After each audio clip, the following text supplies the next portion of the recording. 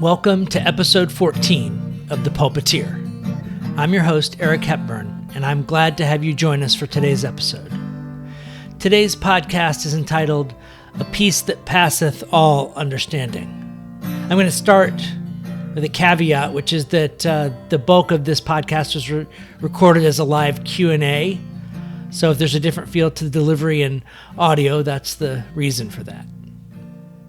All right, to get us into the right mindset, a reading from Eckhart Tolle's book, A New Earth.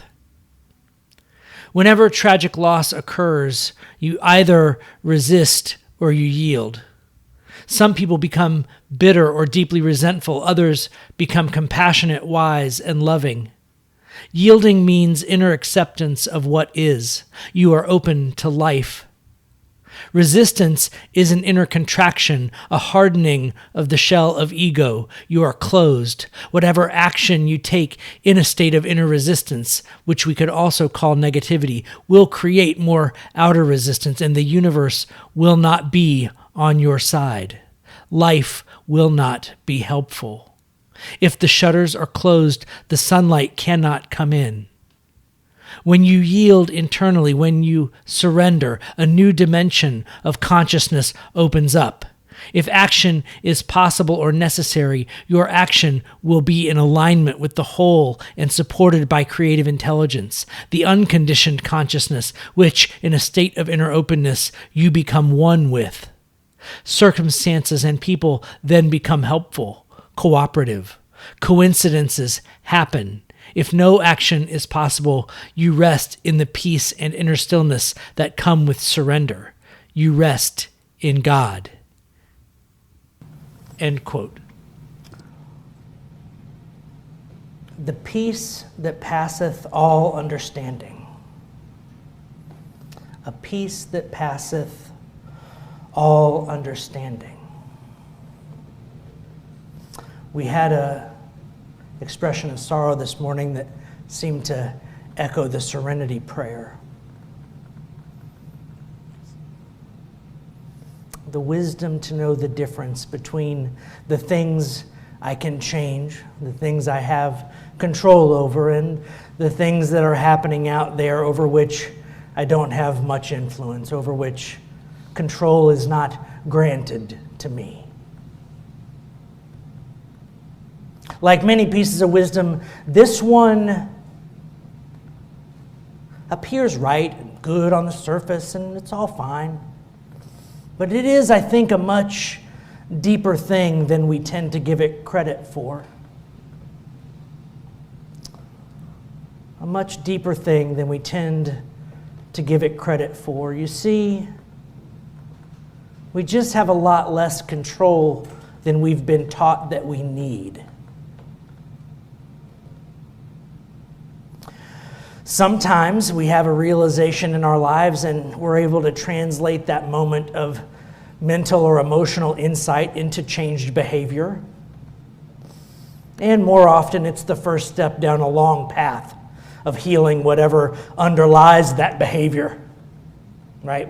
I think I made a joke in this pulpit not too long ago about a good old G.I. Joe and knowing is half the battle, and how that hasn't been my experience very often, that knowing was half the battle. Usually knowing is a much smaller fraction of the battle than half. Although in reflection after that sermon, I also realized that there have been the opposite moments in my life, and maybe in yours too. A moment where a flash of insight did almost magically result in you showing up to your life a little differently than you had before. Right? It's not a deterministic thing, but it is a thing that we can't navigate unless we stay curious about it. This thing happened. I had this new insight. Do I just let it go? Do I hold on to it?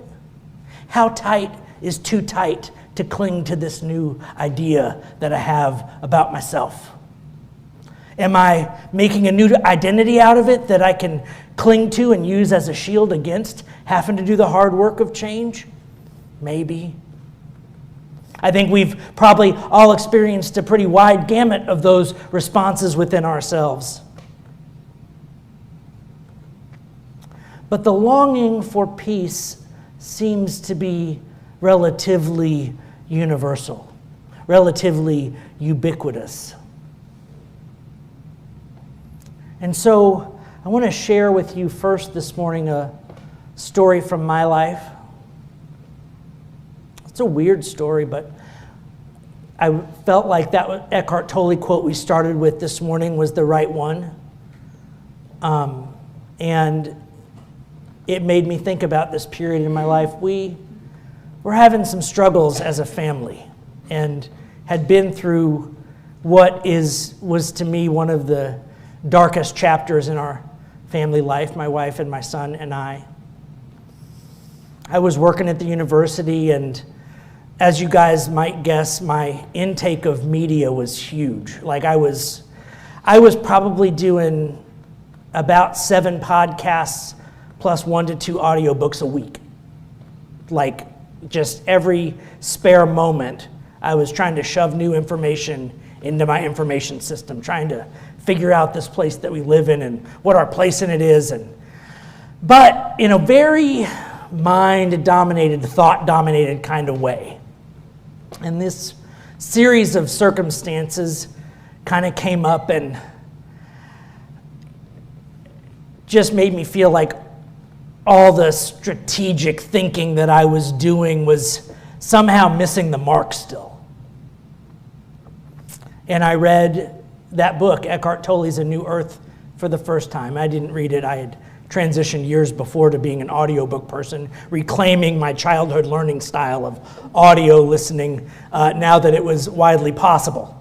So I listened to that book, and there's somewhere maybe 2/3 or 3/4 through the book where he talks about some things like falling asleep in front of the television, about letting the thoughts of the media stream, the thoughts of the world, become your thoughts, about succumbing and surrendering your autonomy to think your own thoughts by simply subjugating oneself to whatever news stream is happening in your life. Does this sound like it might resonate with the situation of the world these days?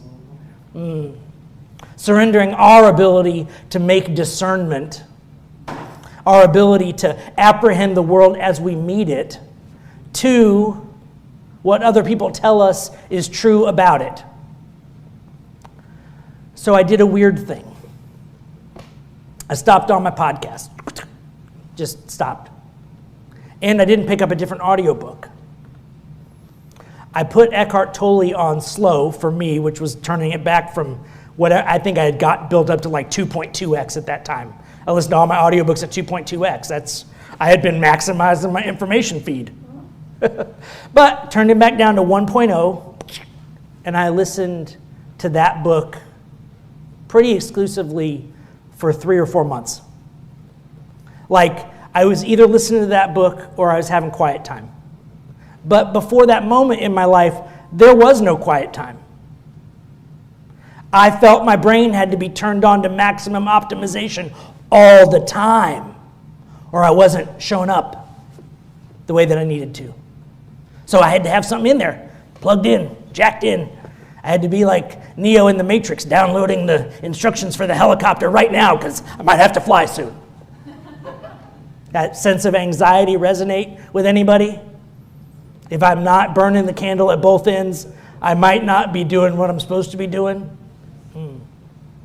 So, it was a weird time. My wife got to the point where she demanded that if I was going to quote Eckhart Tolle, I had to do it in his accent so that at least it was amusing. So that was pretty fun. Now look, I'm not trying to sell you on Eckhart Tolle. He works for some people, he doesn't work for others. It's all good. I don't need him to work for everybody. He worked for me. Like, he helped me figure out what it meant to reintroduce space into my life, what it felt like to reintroduce a sense of quiet back into my life. He helped me find peace within myself in and amongst the noise of the world that continued to happen around me. When a moment, an opportunity like that comes by in your life, I just want to encourage you to take it. I want to encourage you to find some spaciousness in your everyday, to give your brain a chance to sit on the bench and be quiet for a little while. One of the things that he talks about in the book is the idea that we have become in modern society mind identified. We think that we are, in fact, the stream of consciousness that our cognitive faculties produce. When, in fact, as Kant and others, and Sartre and others would argue, we are the awareness that is aware that there are thoughts. We are the awareness that is aware, this is what I'm thinking. This is what I'm feeling. This is where my body is in space. This is the slight sweatiness on my palms that comes with improvisation.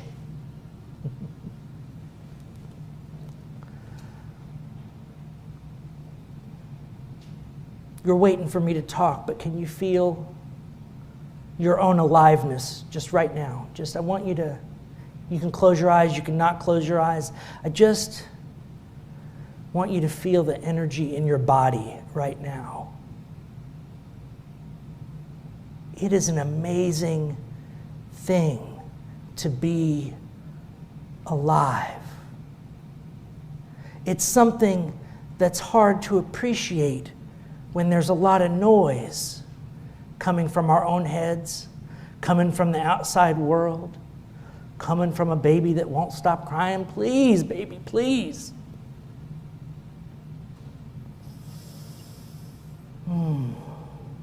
But that quietness, it's something worth cultivating in each of our lives. I'm going to hit you with a few propositions. One of them is this: your ability to do discernment is in that quiet place within you. Your ability to do your own discernment lies inside that fence that you make, inside of which you can find quiet and stillness. You've heard it spoken about as the still small voice within. You've heard some people refer to it obliquely as the mind of God, getting in touch with the mind of God. I don't really mind which language you prefer. These are all word fingers pointing at the same truth. But we have been taught to mistrust ourselves and each other deeply. We've grown up with some toxic narratives that tell us that we're inherently evil and bad, and we have to work actively to reclaim our ability to trust ourselves from those stories of our brokenness. Look, I'm not saying that we're not broken. I'm saying we're not evil. And we talked last week that we ain't this big or this big. It's that big. As big as you can imagine today, that's how big that we is. We are not evil. Does that mean that none of us are capable of evil deeds or thoughts or actions? You know that's not true.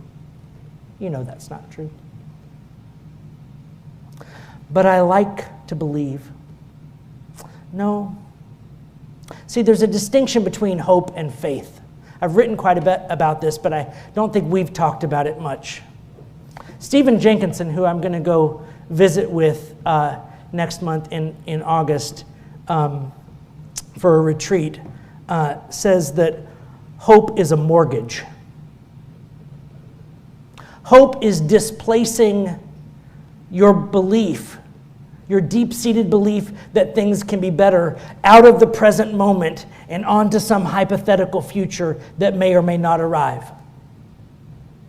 One of the deepest esoteric realizations of all the world religions and spiritual practices is that there is really only ever in your life one moment right now. Right now is when you remember things from the past. It's when you project things onto the future. But it is an ever-rolling now that you exist in. To have hope that's not displaced into the future is not hope. There's a better word for that. It's called faith. I'm going to link it back to what we talked about last week. We talked about and read a book called I Am Enough. I am enough. It's hard, real easy to say. It's so hard to practice. I am enough, just the way I am. In my healing journey, in my friendship journeys, in my love journeys, in my showing up for my community journeys, whatever it is, I'm enough. Right now, I'm enough. I want you to entertain the radical notion that believing you are enough doesn't stop you from doing more. It doesn't stop you from showing up to the problems in your life. It actually empowers you to show up to those problems in a way that suddenly has the capacity to transform things. When you show up with that old, I'm not enough, I got to work real hard at this, I can't let my brain rest, I just got to attack, I got to fight this problem. When you show up with that old mindset, you reproduce the problem that you're trying to get rid of. Eckhart Tolle puts it like this. He says, what we resist persists. What we resist persists. The Buddhists are onto this. They'll tell you, when you're learning meditation from a Buddhist or a Zen master, they'll tell you, you can't resist the thought that comes into your head that you're not proud of, that you don't want to be associated with anymore, the thought that you don't want to happen over and over again. If you resist it, you strengthen its roots. You give it energy. You give it the energy of your attention. The only way to let that thought pass is to let it pass. That thought is not me. That thought is not who I am. It doesn't define me as a character. It's just an old thought, nothing more. I have noticed it, and I will give it no more energy. None. That's it.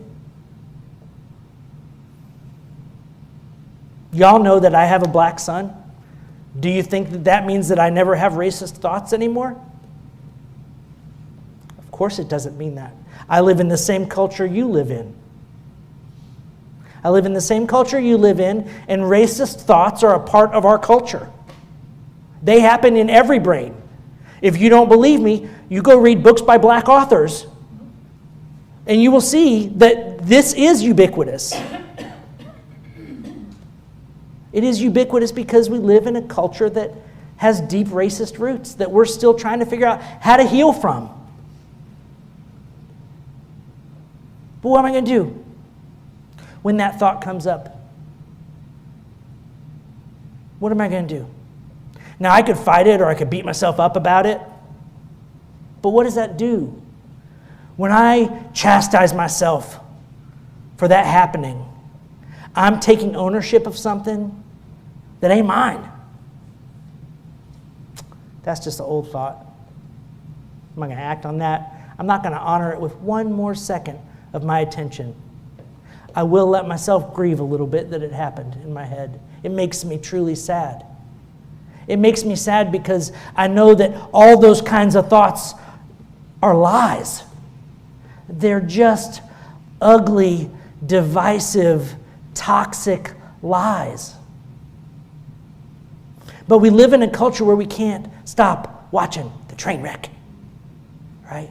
I think we talked last week a little bit about reality TV, about this idea that we're real addicted to the schadenfreude. And I want to thank Chuck for making me define those terms. We're a little addicted to the schadenfreude. That little ego boost, a little shot of, hormones in my body when I feel better than somebody else. Oh, isn't that nice? It's not nearly as nice, folks, as the peace that passeth all understanding. And when you have that thought about somebody else's misfortune and that little thing starts to trigger in your brain, that's where you can go. You can let that thought go and say, that's just an old thought, that I'd have any joy that somebody else is having a bad day or a rough time or a lamentable life. That somebody else can't figure out how to heal from the toxicity that they were brought up with or that they were exposed to, and they're reacting that toxicity on the world. If that's cause for anything but grief, I don't know what else. Now, when we don't let ourselves grieve, of course, we have to do something with that energy. And the two most common things are anger and self-righteousness. Yeah. Anger and self-righteousness. That's what happens when we don't let ourselves be sad about things that deserve to be sad. Well, that just shouldn't even be happening that way. Unacceptable. I used to love when my boss would say that word to me. That is unacceptable. And I was like, it actually happened. Like, I hear what you're saying. Like, you can use the word unacceptable in a forward-looking context and say, it would be unacceptable if X happened. But you can't say the word unacceptable about something that already happened. All you're saying is, I refuse to admit that that happened. Well, this is not a me problem anymore. This is a you problem. Like, you finding something that really happened in the past unacceptable, that says something curious about your own psychology, doesn't it?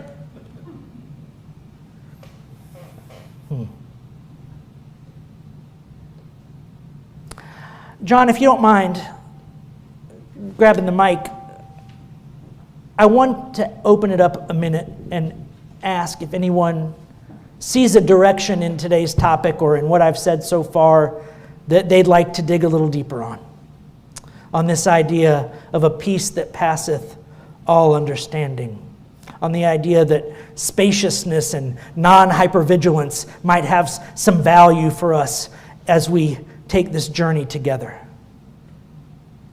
Anybody have something on their heart? We're going to skip the reflections after part, and we're just going to wrap it into this section. So now's the moment.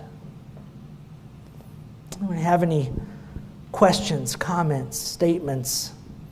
I'll even accept a good tirade if you got one lined up. Now, you looked like you almost raised your hand back there.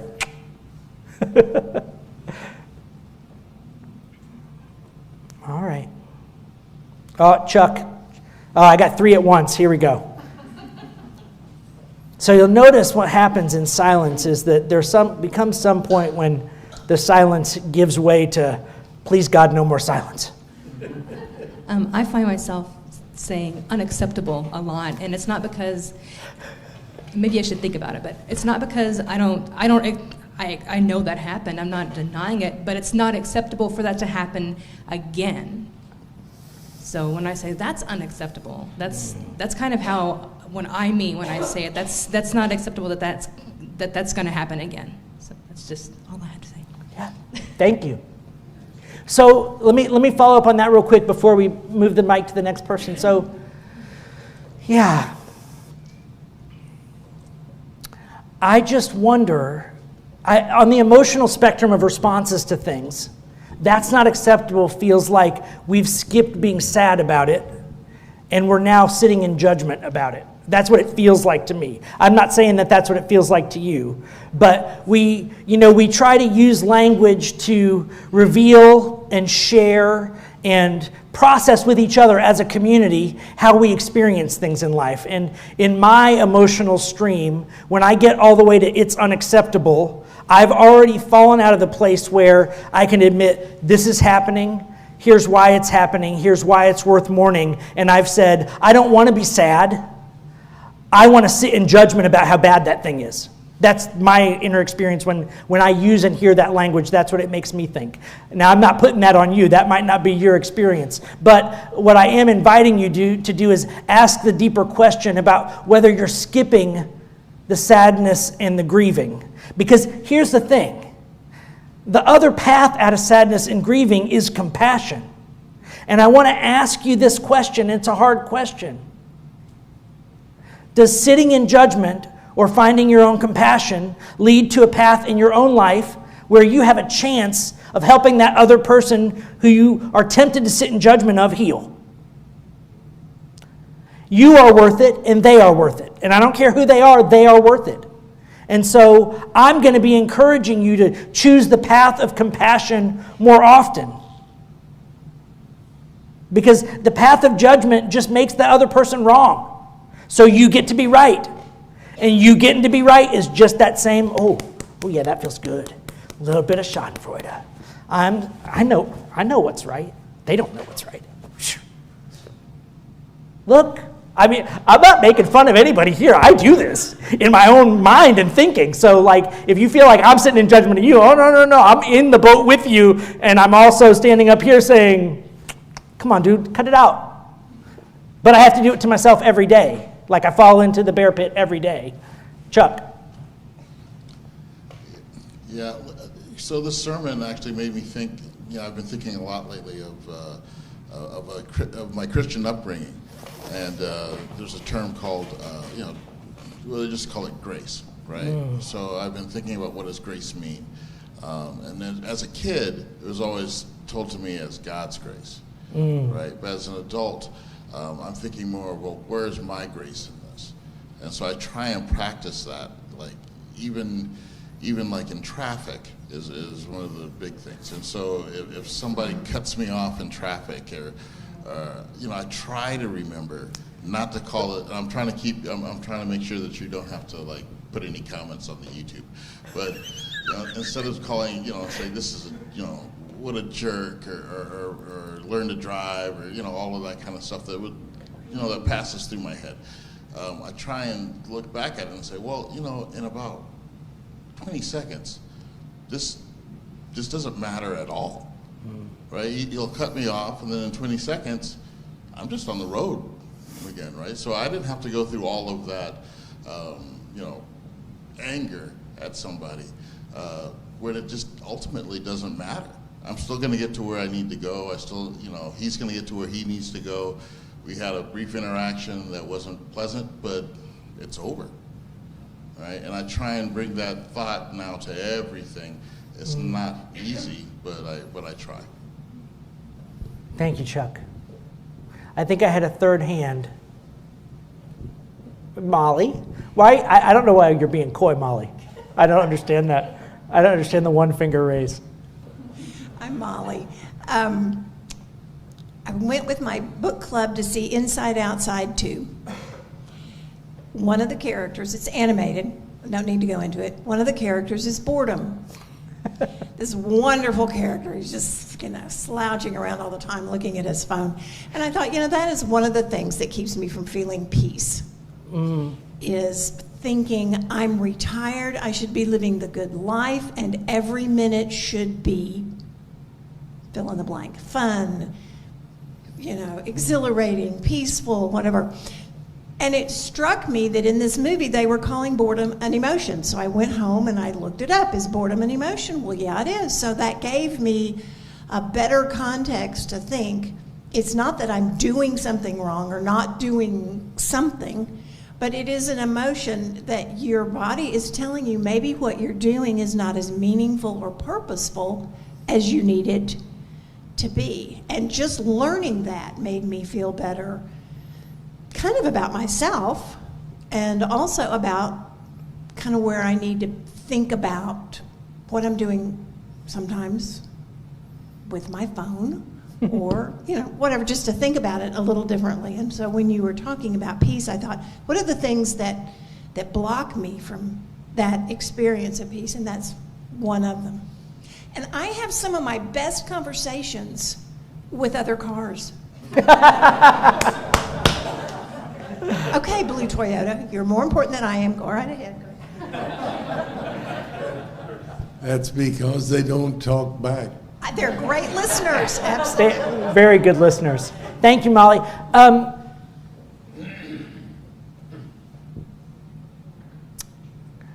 I tell my son this.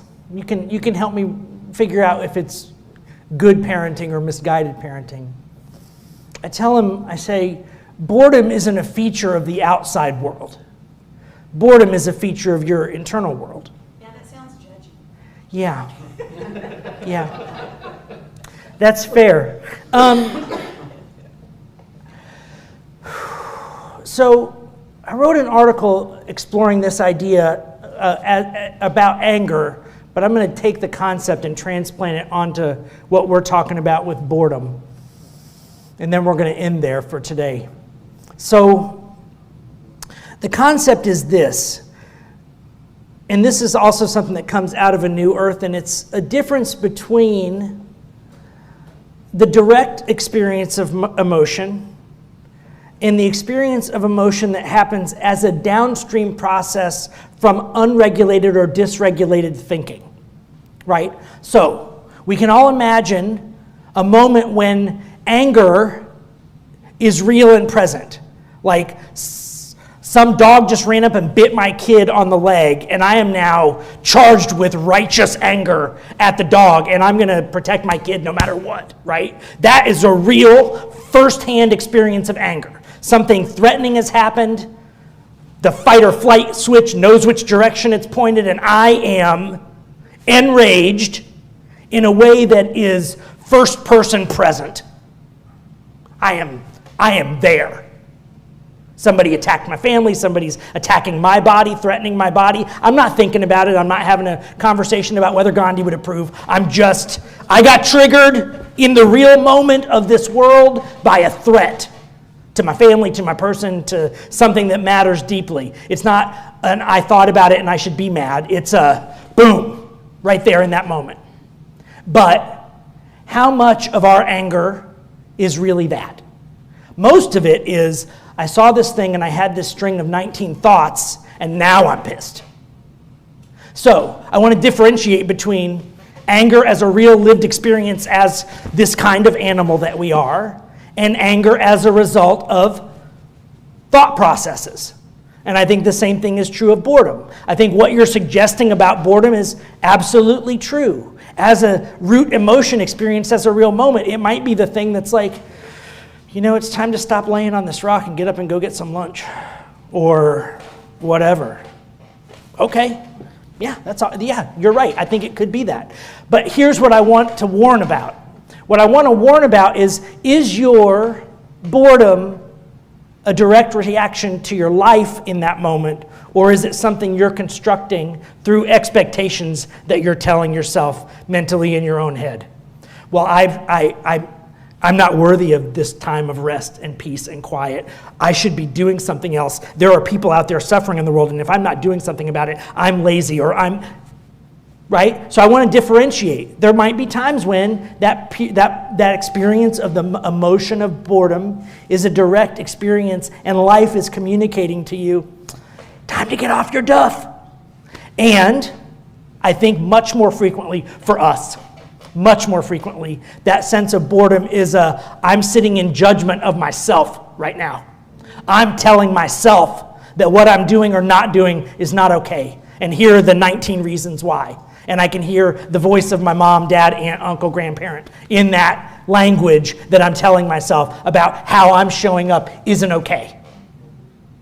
That's what I want us to let go of. That's what I want us to let go of. I want us to let go of having to believe every little petty thought that our brain comes up with. It's not who you are. I would tell my son, every thought you think is not true. And I'm like, buddy, you're 15. I really want you to learn this now. I want you to hear me. Not every thought you think is true. I didn't learn that till I was in my 40s probably. It was like, oh wait, really? I feel pretty smart. I had all this tangled logic about why it made sense to believe that whatever I thought in my head probably had enough truth in it to go on with. Here's the weird paradox, and I'm going to leave you with this thought. Learning to distrust every thought that pops into your head is the beginning of learning to trust yourself. learning to distrust the thoughts that pop into your head, learning to discern which ones to hold on to and which ones to let go is the beginning of recognizing that the deeper awareness self that you are is trustworthy, is capable of discernment, is worthy and enough. Amen. I leave you with this benediction. May you find questions more profound than answers, vulnerability more powerful than strength, and a peace that passeth all understanding. Until next time, thank you for joining us on The Pulpiteer. The Pulpiteer podcast is a production of the San Gabriel Unitarian Universalist Fellowship of Georgetown, Texas. If you'd like to support the podcast, you can make a donation at sangabrieluu.org/give. The podcast is hosted by Spotify, and theme music is by John Faber. The podcast is written, produced, and performed by Eric Hepburn. Additional production credits for our live stream recordings go to Rob Berthold, Frank Sanders, and Keith Hutchinson, our SGUUF tech team. Thank you. Quick note to my podcast listeners, we will be off for 2 weeks, and we will see you all back here toward the end of August. Hope you all enjoy the end of your summer.